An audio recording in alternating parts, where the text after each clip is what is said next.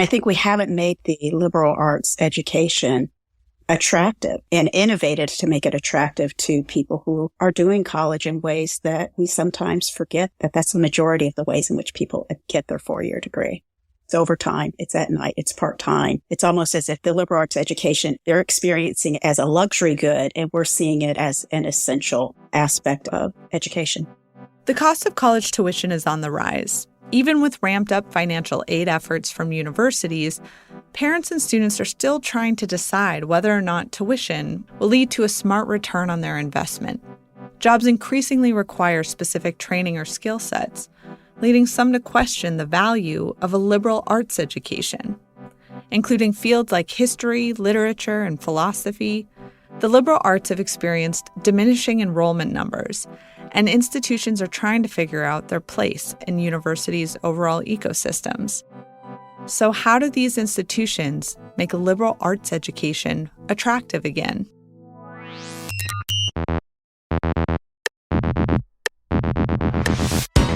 Welcome to Harvard Thinking, a podcast where the life of the mind meets everyday life. Today, I'm joined by David Deming. I am the Isabel and Scott Black Professor of Political Economy at Harvard.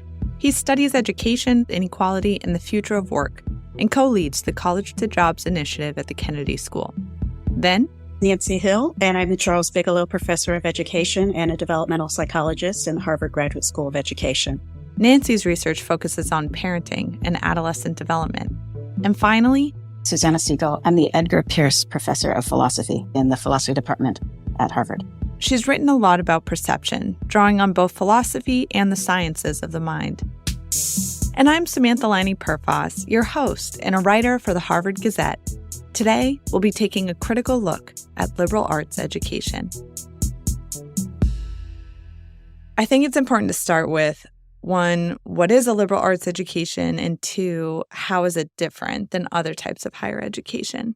Sometimes when people ask about what a liberal arts education is and why it's valuable, you can hear it as a kind of veiled or indirect way of asking what the values of the humanities are, because nobody asks like, well, gosh, what's the point of studying STEM fields? But I think there's another way of sharing the question, which is not so much focused on the humanities, but a different question of like, why should some young person waking up to the world in that late adolescence subject themselves to an education of 4 years or so that expects them to study a range of topics, to expose themselves to a range of different subjects and modes of thought, even while ultimately concentrating on one or two more than others? What's the value of that plurality? My answer is I take very seriously the relationship between liberalism and liberal arts. I think that W.D. Du Bois said in his debate with Booker T. Washington, education is a training for democratic citizenship. And one thing we would lose if we lost liberal arts education is we'd become far more susceptible to politics of domination, to systems of governance that really rely on a very tight control over the horizon of ideas.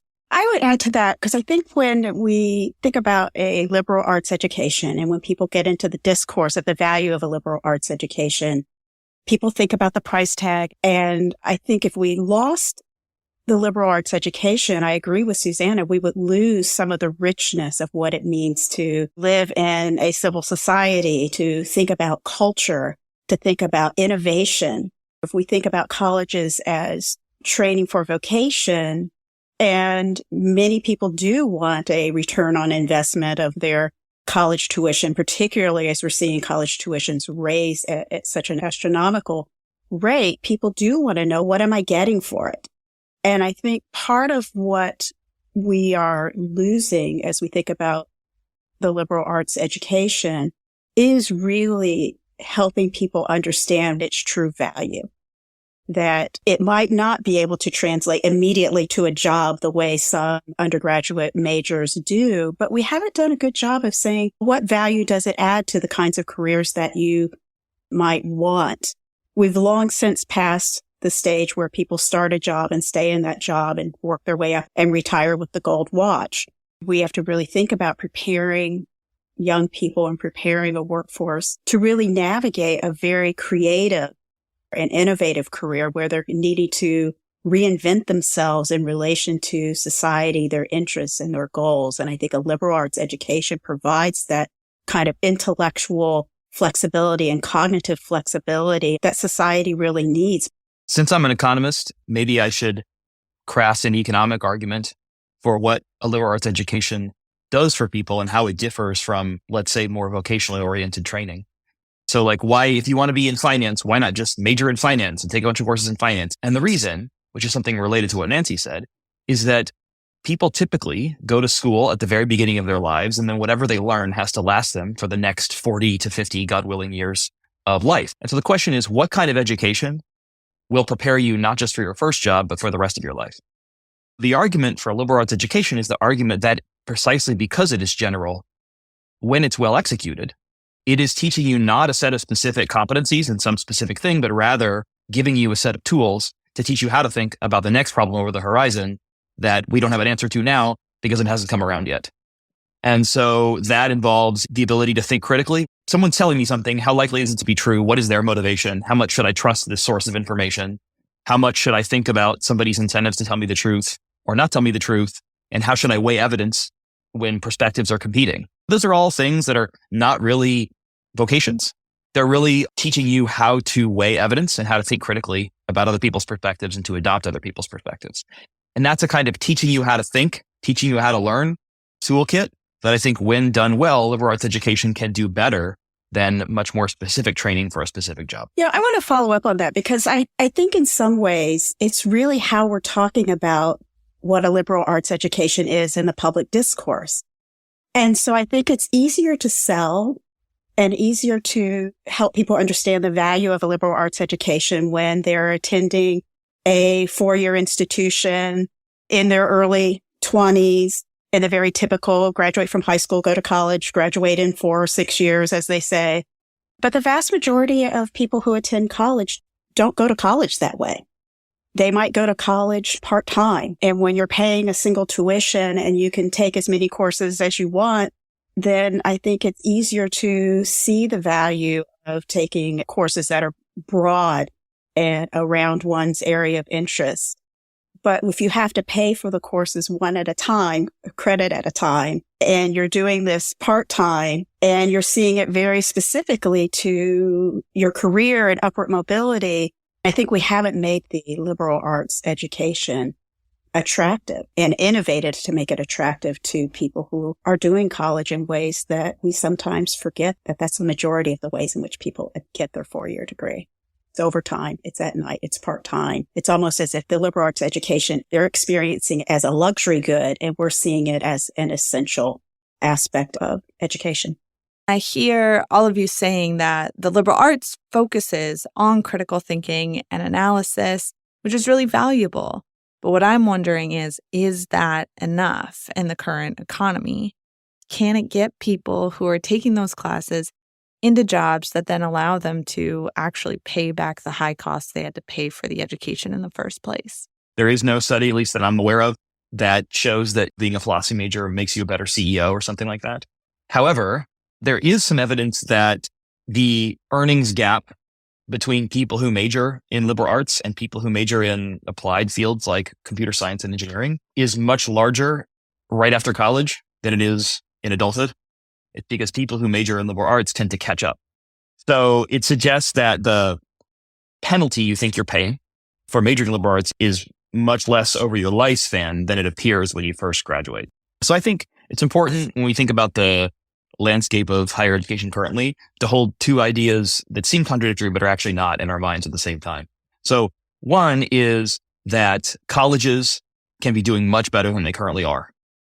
We could be delivering much more value for money, and we haven't adapted to meet the needs of the workforce today. And then at the same time, another thing that's true is that by and large, most people who go to college get a good return on their investment.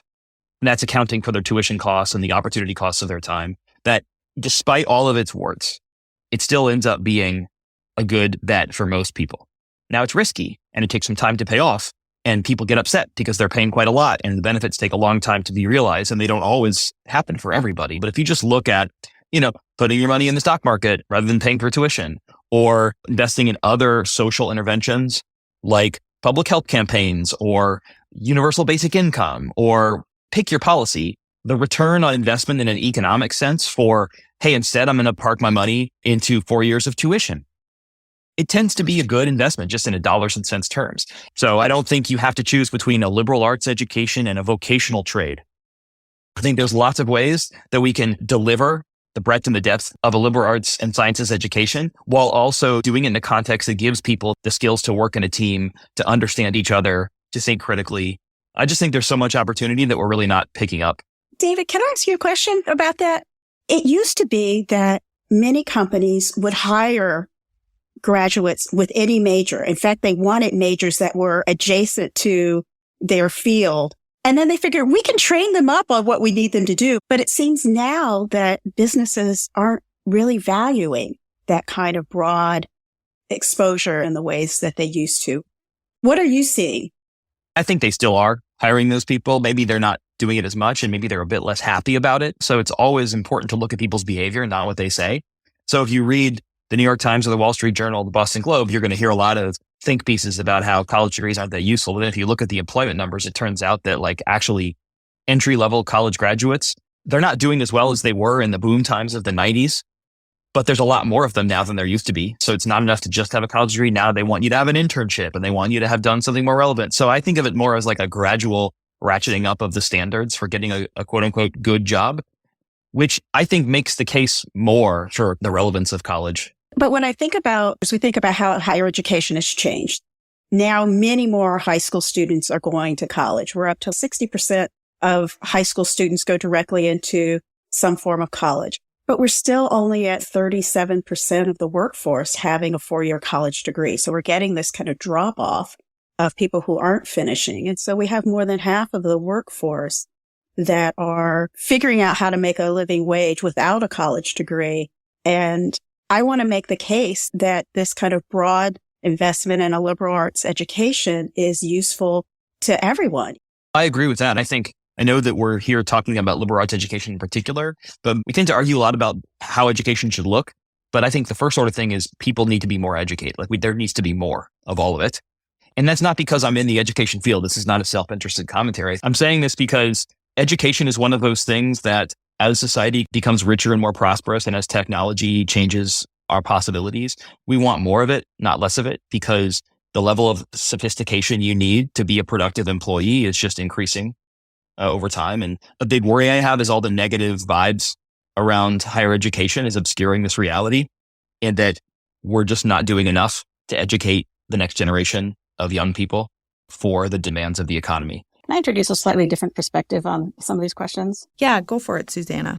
There's a way of talking about these questions as we've been doing, which is a very natural way of thinking about it in terms of the individual consumer choice.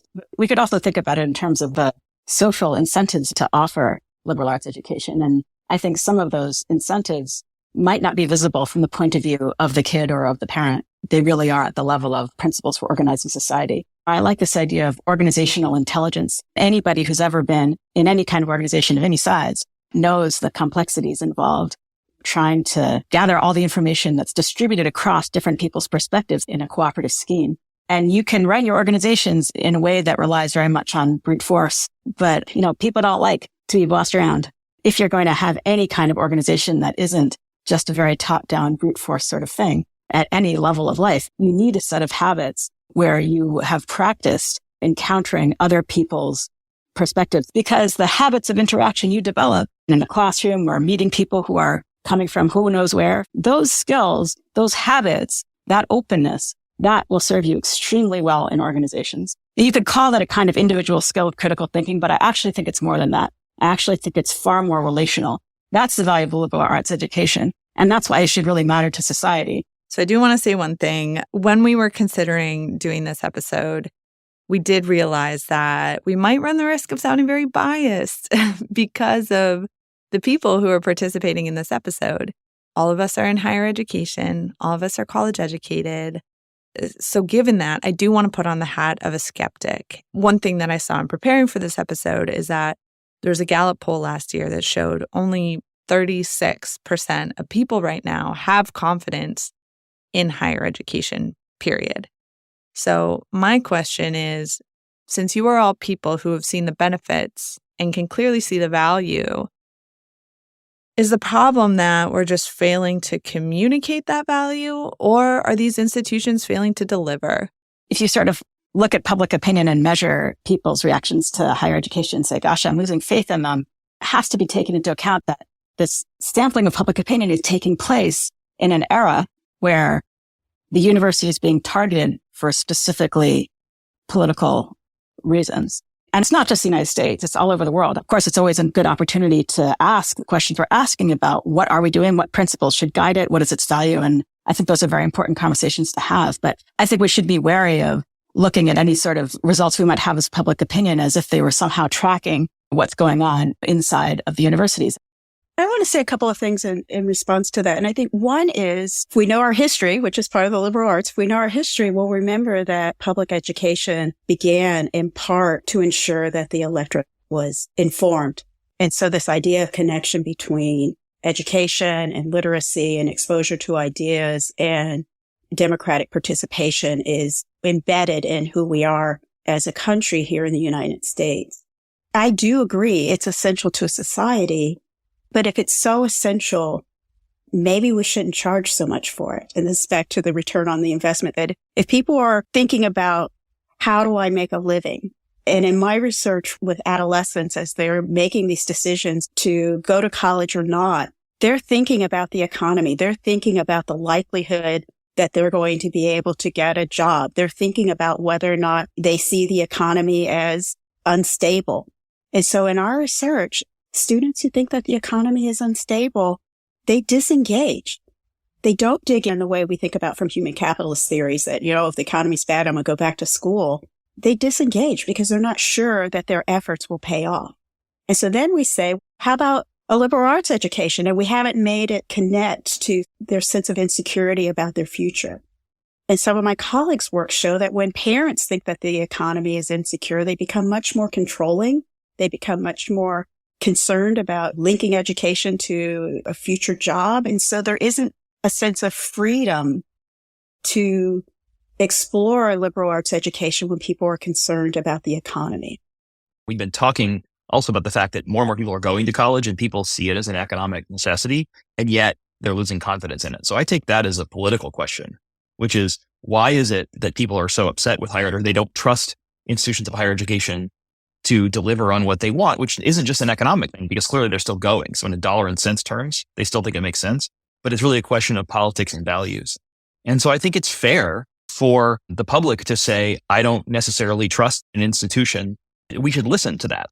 If a bunch of people say, look, I know I have to send my kids to college, but I don't trust what's going to happen with them when they get there, as a society, and certainly not as an institution like Harvard that wants to be seen positively by the public, I don't think we can afford to just explain that away. I think we have to deal with it. I want to return to something Nancy said at the beginning of the conversation, and that's that sometimes college in general, but specifically a liberal arts education, can feel like a luxury.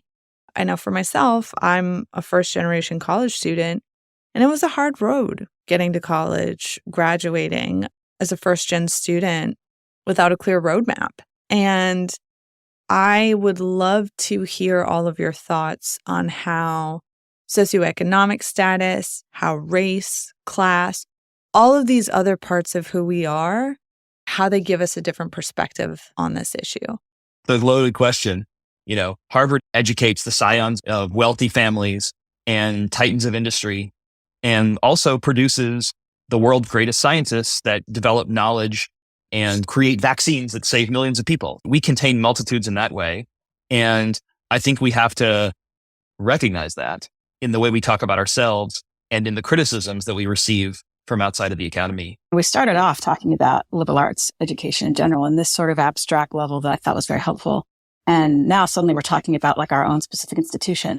But, if we're asking about liberal arts in general, I don't know if we find the kind of performative contradiction that David's trying to point to when he says, okay, it's like, if you're not part of the elite when you come here, you might well become it when you leave, just because of the channels that are here. Indeed, that's why many people want to come here, so that they can do that. But that's just us. That's nothing to do with liberal arts education in general, like as Nancy was saying, and I completely agree. We can find the mode of liberal arts education in all kinds of places. Liberal arts education does not equal Ivy League education.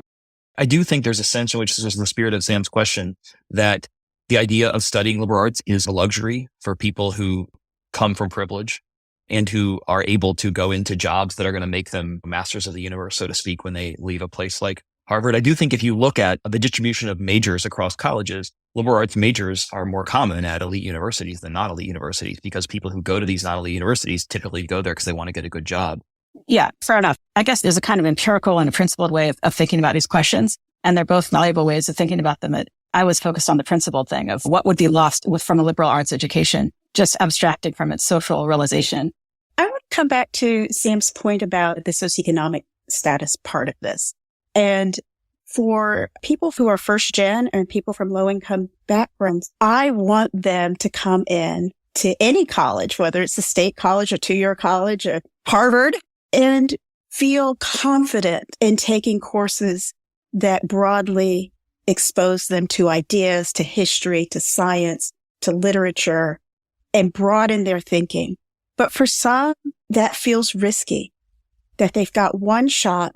They might be the first person in their family. They might be the first person in their community. And it feels like a lot of pressure. And in our focus groups with teens who are first generation students, it feels like a lot of pressure that they have to deliver on this opportunity that's like winning the lottery ticket to be able to go to college. And then they have to turn around and come home and make the case that they're majoring in philosophy. And I want them to major in philosophy and history and literature and to become thinkers. But we have to give them the language that they can go back home and say, this is why I should be studying this instead of a business degree. Yeah. What we always say to students, because this, as you can imagine, comes up a lot in the philosophy department, where I will note that our enrollments have only grown over the past 10 years. We don't have a crisis of the humanities in the philosophy department. We're getting more and more concentrators all the time. And it's because we made this concerted effort to do a lot more outreach and to explain exactly these things that you're asking about. And one of the things we say is we talk about the communication skills that you get from being able to analyze arguments and rehearse them and put your own reactions in parentheses while you consider opposite and opposing reactions, and then be able to become articulate on the page in writing about the relationship between those perspectives. The general communication skills are extremely useful. So none of this is as highfalutin as I was talking about before, though I stand by every highfalutin thing I said. But in terms, if you want to actually communicate to the person, right here and now on the ground and say, what can I tell my parents? This is what we suggest that they tell their parents. And it seems to work because our enrollments are growing. Before we close, I wanted to spend a little bit of time thinking about what is the path forward for liberal arts, either in communicating its current value or evolving to better meet the needs of students today. So often we think about the college degree leads to upward mobility. We're often, whether we say it or not, thinking, in economic terms and career trajectory terms. But what does it mean to live a fulfilling life? And when I think about just the rise in mental health disorders, loneliness, depression, and anxiety, all of these things that come from the difficulties we have in connecting with each other and building community with each other, engaging people whose views are different from our own, and being willing to change our mind. And all of those things have impacts on our physical health and our mental health and well-being. And the kind of broad liberal arts education is going to enable us to connect to people across cultures, societies, backgrounds. It's going to give us skills to deconstruct our identities and reinvent ourselves in new ways. We talk about it in our research. We see how, youth come to college, they leave their home communities, and they take a germ of themselves with them from those home communities, and they let a lot of it go, and then they reinvent themselves. We used to think people find themselves in college. They don't find themselves in college. They learn how to reinvent themselves and rediscover themselves. And I think that is quintessential to the liberal arts education. One thing we haven't talked about at all is technology and how the classroom is, I think, changing in response to technology. It's not like people couldn't cheat on their assignments before generative AI, but now it's just much, much easier. And I think what that really says to me is that we really need to rethink how we develop student skills in the classroom through assignments. And I think there's a real opportunity to do that. I think the liberal arts could lead the charge. Let's design classroom-based assessments that help them do that directly. Let's not just give them an essay and then grade it. Let's have them give a presentation. Let's make them try to convince somebody of a different point of view. Let's have them work together with people and then have their peers grade how much they learned from them and things like that. I think there's a ton of opportunity, specifically in the liberal arts, to design a classroom environment that is more engaging, is more adapted to new technologies, and is intellectually rigorous. I think my experience is students really respond when you do hold them to high intellectual standards. But I think there's an opportunity for not just the liberal arts, but anybody who really wants students to engage critically with things, to redesign their classroom in a way that's both technologically savvy and engaging for students in this age of AI. I totally agree. I think gone are the days of write an essay. And I think here are the days where we work on projects and ideas together in teams, convincing each other, debates, deliverables that apply knowledge. I love the idea of technology because I see it as an accelerator. It enables us to move to the next level more quickly. It accelerates our ability to digest and knowledge and to think critically and to get all the ideas on the table so that, we can really do what humans do best. I guess I will put in a good word for the essay. You can have one of your assignments to write an essay. That's not at all at odds with a lot of cooperative work or working in groups. I think definitely a both and situation when it comes to writing things. I think that's actually a very important skill I wouldn't want to lose. But absolutely the model where you're just kind of, let me impart my information to you. That's what I would leave behind, hist and lit. The institution and the classroom, it needs those students. We need everybody. It enriches the institution to have people there. That's a very powerful message that I think can be empowering for the students as well. Thank you all for joining me today. My pleasure. Thanks for having us. It's a great conversation. Thank you. Thanks for listening. For a transcript of this episode and to find links to all of our other episodes, visit harvard.edu/thinking. This episode was hosted and produced by me, Samantha Laine Perfas. It was edited by Ryan Mulcahy, Simona Covell, and Paul Makashima, with additional editing and production support from Sarah Lamati. Original music and sound design by Noel Flatt. Produced by Harvard University. Copyright 2024.